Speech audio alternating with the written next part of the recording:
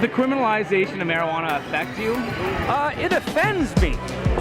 I guess it just makes things a little more nervous in terms of dealing with it, and it's not something that you should be nervous about. It's a plan. I just think everyone to their own, and that's your thing, then that's your thing. If they want to legalize it, is it going to be the end of the world? Probably not. I think having it decriminalized lets people smoke it comfortably in their houses, and you know, it's not so big of a deal, I guess. The decriminalization of marijuana would affect me greatly. I could grow my own plants in my own house. I wouldn't be forced to have to go to illegal dealers, you know, not knowing what you get. We find that it cuts down on crime. For if the criminals are super stoned, they're not out committing crimes. They're at home eating potato chips. I mean, I can understand the desire to protect the profits from all the industries that marijuana can supplement, so I get that. But the fact of the matter is they're treating us like idiots. They've been lying to us like little children, and now they're starting to get surprised that once we realize we're being lied to, we're starting to react. Like, it's ridiculous, absolutely ridiculous. It doesn't affect me. I live in Washington and we just voted to legalize it, so yeah, it doesn't affect me at all. And he lives there too, so it doesn't affect him. America has 14 decriminalization states, and here in Canada, we don't have any of that except some pathetic medical marijuana laws. And in the United States, they are legalizing it south of our border. If you chose to go in our south, you'd be able to possess marijuana freely. And that's a place making progress, and that's what we need here. And we need to do something similar with Sensible BC. Mark, if he was here today, would tell you support Sensible BC. It's going to decriminalize cannabis. It'll protect you from arrest. You will no longer face arrest and prison for possession of pot, and that's what we need to do. Have you ever done a crime on marijuana? No.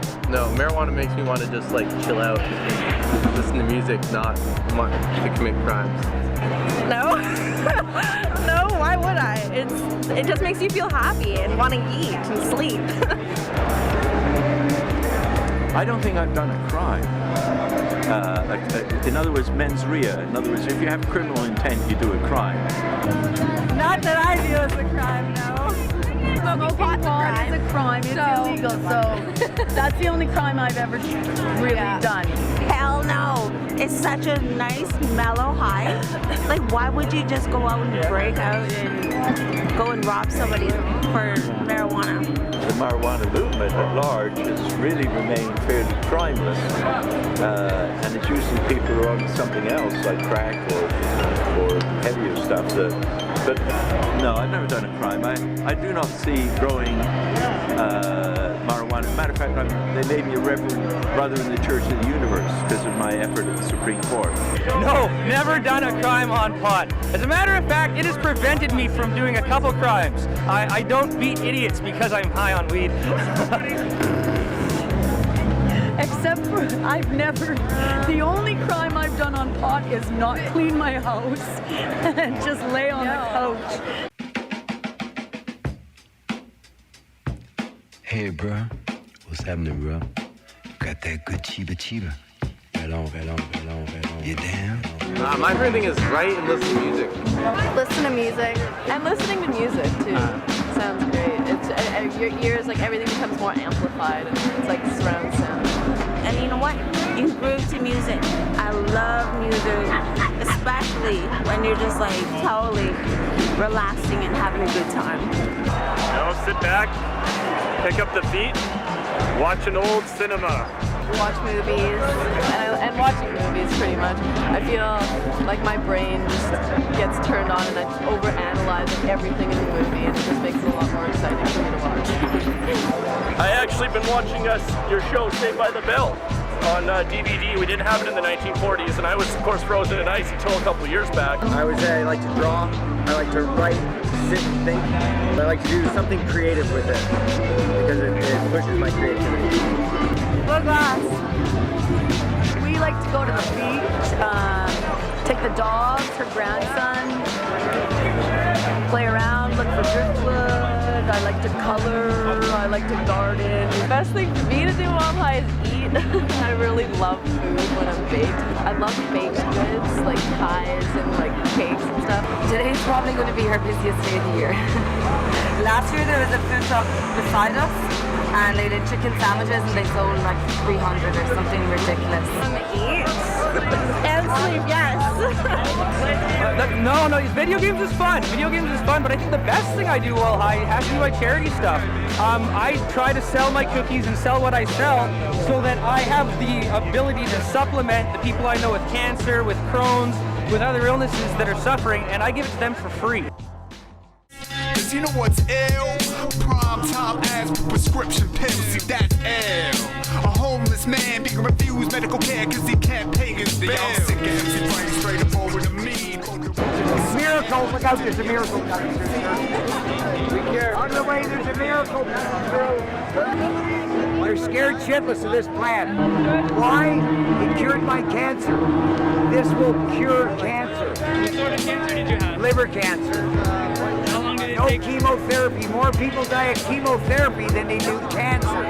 Does that make sense? How long did it take and how did you treat It's a 6-week program. You do oils, oil extracts. The gentleman that made my oil is over that booth there. He cured his dad of liver cancer and cured me, and it's documented.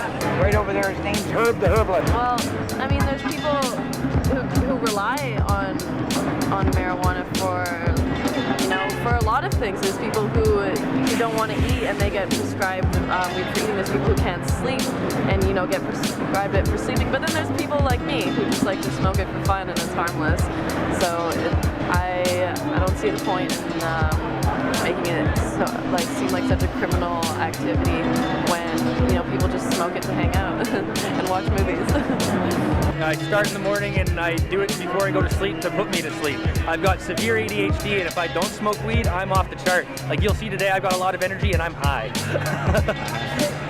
If you do want to experiment with heroic doses of any drug, cannabis is the thing to do because no one's ever died of an overdose of cannabis. Not even the smugglers that had baggies burst in their bellies have ever died of an overdose of cannabis. So it's actually safer than what Starbucks sells, which is caffeine. People have died of too much of that. Energy drinks, people have died of too much of that. Those diet pills containing caffeine, people have died of an overdose of those, but no one's ever died of an overdose of pot. I don't think it's any worse than alcohol. All these people here today, it's one big party, nobody's getting in a drunk fight, no riots, you know, that's about it. It's better to smoke a joint than have a couple shots. Exactly. People are more chill and calm and friendly. You've never heard of like stoner fights, you know, you hear of alcoholism, you hear of people dying. When you're stoned, you're just happy. If you want to get pissed drunk and puke and pass out and start fights, that's Granville Street. That's a block over that way. Every Friday and Saturday night, you can get pissed out of your mind. They have 100 cops there to beat you up if you get out of control. This is a pot rally, marijuana only. If you want to get super high off mushrooms, go to Stanley Park, talk to the trees, don't do it here. This is marijuana only. If you want to sell harmful, addictive, crazy drugs to parents or teens or children, that's the pharmaceutical industry. Get a hold of Pfizer or Merck. You can sell Ritalin or Adderall or Effexor to young kids and get them hooked on that shit. That's not happening here. Marijuana only and moderation is the key. In 1975, I returned from Mexico and I made a very firm realization marijuana was its legalization, or better yet, its decriminalization, would turn people on to a new value of spiritual understanding. And as a result of that, I took it on as a holy cause. And because I've been a civil activist most of my life, I decided that I would grow it publicly, and I did. I grew it where the man could see it. I planted, curiously enough, one plant for every year of my life on principle. And of course I was 42 that year. Now I'm 77. Marijuana, for people who don't know, is probably that part of your life which you were properly entitled to. I guess I smoke weed because it makes me feel very relaxed. Like everything feels really nice. I guess, you know, food tastes better, movies are more hilarious. It just makes everything better. Yeah. It makes life better. It's less stressful. Smoking just makes me feel good. When I'm sick, when I have the flu, when I have a cold, but also when I'm feeling fine, it just helps my creative thinking a lot. It just helps you to relax, gets rid of all that tension. Same with eating it too, but it gets you a little more relaxed than smoking it. It's also a social thing too, but I would say like smoking weed more on my own, just because I can be more in touch with myself. Marijuana will, from a lot of people who've lost hope, will return hope, and they'll develop a relationship with the divine in a way which is non-sectarian, but is very practical. A very, very personal relationship with God that really is seeing that we're photons of conscious awareness in this surface chemistry between a solar flare and a planet, and we're all in the same soup together, and we should be able to learn to live together, and to prohibit some people from trying to develop their understanding and a better relationship with God is a blasphemy in simple terms. It's 4:19. All right, I'm going. To the 4:20 countdown. Are you ready? Join in. We're gonna count down from 20, and then at the end, we're gonna say legalize it to send our message to the rest of the world.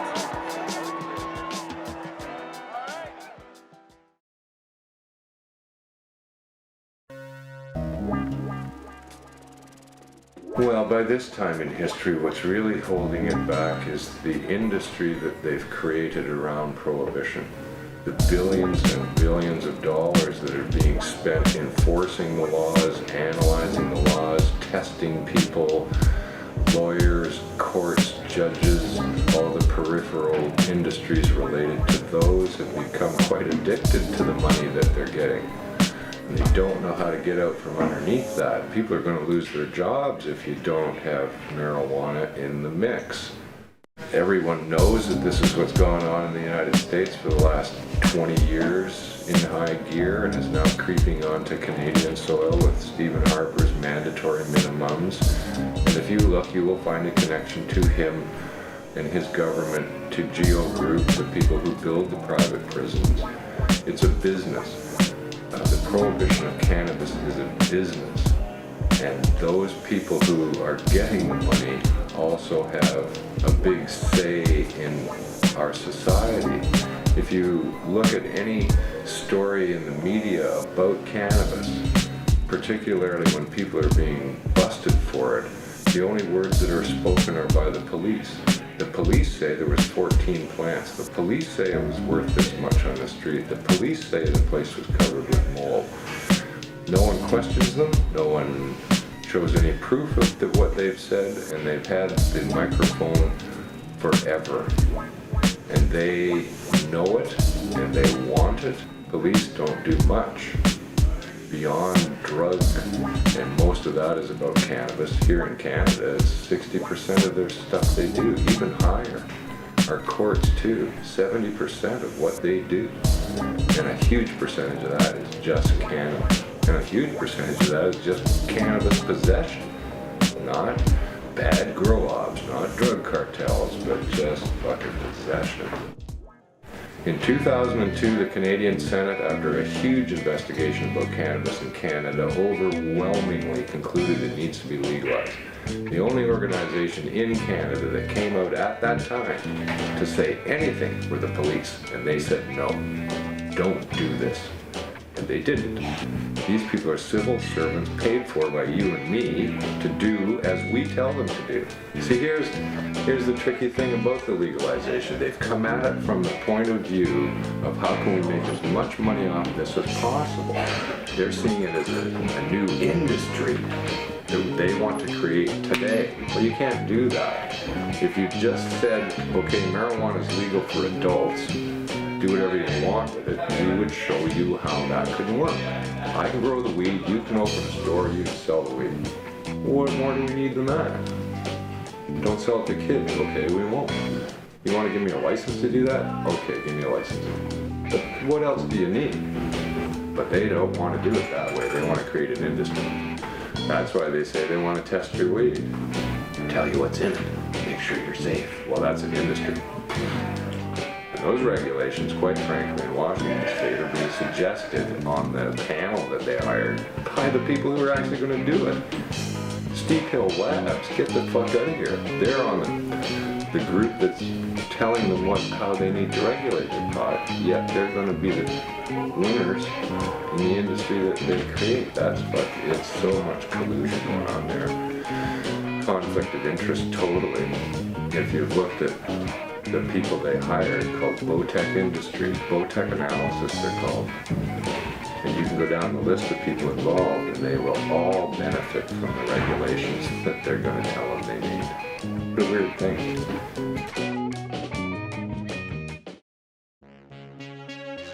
We don't want tar sands or oil, we don't want fracking. Well, we need a resource. This is an excellent resource. And the worst part is the states have beat us to it already by 3 states. I think that's the problem. The provincial government says we're going to let you do the federal decision. The feds say no. So what, should we give up? 3 states have done it, and I understand Obama isn't touching it. So why can't we do the same thing? We have the answers to the problems right now that we face. We can replace the fossil fuels and the tar sands by growing hemp in the prairies and making hemp fuel for it. All we gotta do is make sure we all stand up for our rights and we all get active, you know? And we gotta live 420 every day. And let me tell you how you become a pot activist. This is what you do. You become open about your marijuana use, and you be a good person in your community. And you represent it, and you represent that people that use cannabis aren't bad people, and you convince those people, and more people start finding out about it. And that's how this great event is turned into this great event, because of people doing that, and you all gotta do that too. We gotta push the limit and celebrate freedom, celebrate our natural rights, and happy 420, everybody. Light them if you got them, and if you're anywhere around this assembly of people, you got them. Pass them out. 20, 19, 18. Here's a big bag. Who wants a big bag? 16, 15, 14, 13, 12, 11, 10, 9, 8, 7, 6, 5, 4, 3,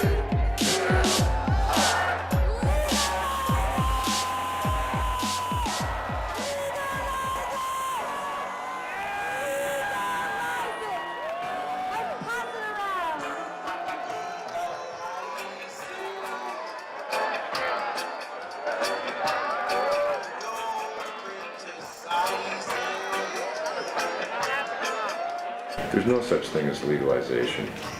Nothing's legal. Right? If you decriminalize, is it then not legal? If it's not criminal anymore? Right?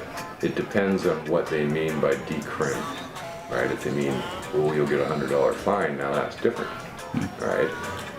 Don't want a $100 fine, no need for that, right? So the opposite to that would be legalization outright, which would mean there are no rules. And that's not ever going to happen. There's always going to be rules. So what we really need to do, and what's going on now, because of Denver, or because of Colorado and Washington State voting to legalize, there is now a rush for idiots, I might point out, to find out how to regulate this in our society.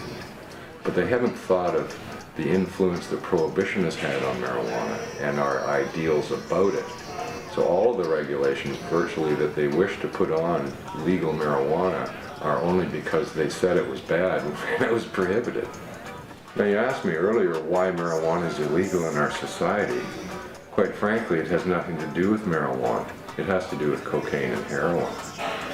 The US government, the CIA, is known completely for being implicated in running heroin and cocaine on this planet.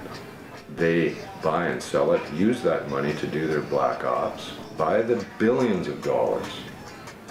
They got caught in the 80s, called the Iran-Contra affair. They have never stopped and they never will. This is a big part of what they do. So it figures to marijuana because marijuana has become the poster child for drugs in America. Now, if they legalize marijuana in our society, people are going to go, wow, this is better than the prohibition. Maybe we should do that with cocaine and heroin. And they're going to go, oh, that's not good. Can't do that because they've become addicted to that money too.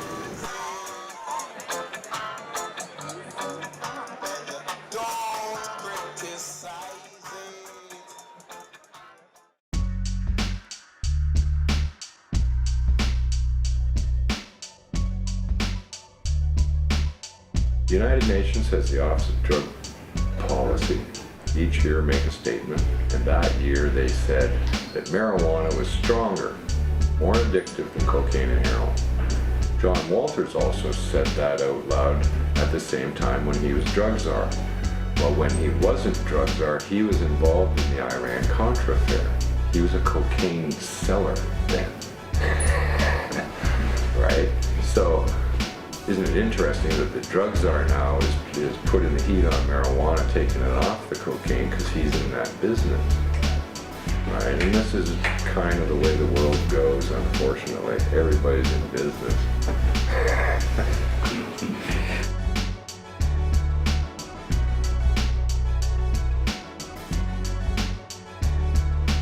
Colorado has said that you can grow 6 plants. If everybody in the state of Colorado can grow 6 plants, that's a lot of fucking marijuana. The police in the state will have to stop looking for marijuana then. There'll be no more, they can't, right? So that means the guy who's living in the place right beside fucking Idaho can grow as much weed as he wants. And it's gonna be flowing over the borders of every state surrounding Colorado so fast. So the other states neighboring Colorado are all chomping at the bit right now to legalize as well, because they cannot have all of their citizens going to Colorado, spending all their money and potentially smuggling drugs back. So they're going to want to legalize and get the revenue too. So little chance that they're going to say that they'll legalize and not include that 6 plant limit. Now that 6 plant limit, in my mind, as soon as it goes to New Mexico, which then borders Mexico, that's the day the fucking world changes. Because if it's legal in New Mexico, what's going to stop that border from Mexico? There's no way. The flood will start, and then they'll just be overgrown by it. And that'll change the world, because as soon as the United States actually legalizes marijuana, every other country in the world wants to too. They've all said so in the last number of months, every single one of them. So all the pot producing countries will then be able to produce pot again. And that'll be good for them. And that'll be good for me, because the price of pot will be cheap, isn't it?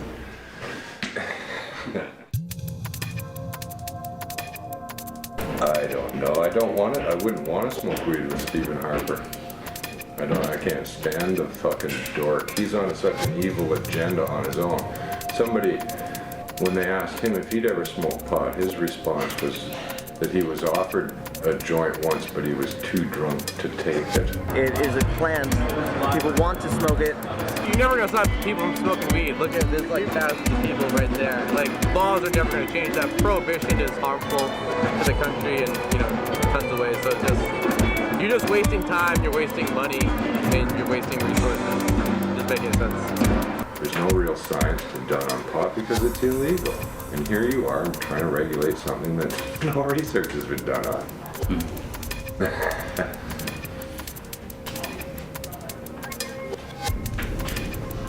Don't get me started. Legalize pot, man. It doesn't do anything wrong. What has it done to you? I think he's a criminal. I think Mr. Harper should retire immediately. I think he's fallen into the corruption that has penetrated just about the whole world. But I think Canadians expect better of their Prime Minister. Mr. Harper, I understand that you're trying to do what you think is right for Canada. However, when you start working towards a privatized criminal system and you start trying to work towards making patients criminals, I have a problem with what you're doing, and I'll fight you all the way. Let, just law-abiding grandmas like me be able to grow my own weed, smoke my own weed, so that I don't have to feel like I'm doing something wrong. See, it's not the world that needs to change its mind. We've won over the populace. More than 50% of adult Canadians, more than 70% of British Columbians want marijuana legalized, right? So it's not those people need to be convinced anymore. It's politicians who sit in the House who are able to introduce a bill and change the laws. Those are the people. Harper, I think it's about time to get on board and advocate the use of marijuana to everyone, because clearly it is something that's very important to these people and this peace-loving community in British Columbia. I agree. And I don't know much about this mortal Harper, but he seems to have a stick up his ass. He seems like a fool, if you ask me, Thor. Just like and if he's not careful, if he steps out of line, the Avengers are going to be all over him. Right. No, I'll smoke a joint with Justin Trudeau when he becomes Prime Minister. I'd like to do that. Mark Emery smoked a joint with him, although Justin denied it, but we know he did. Now, as I like to say, doobies assemble! Doobies assemble!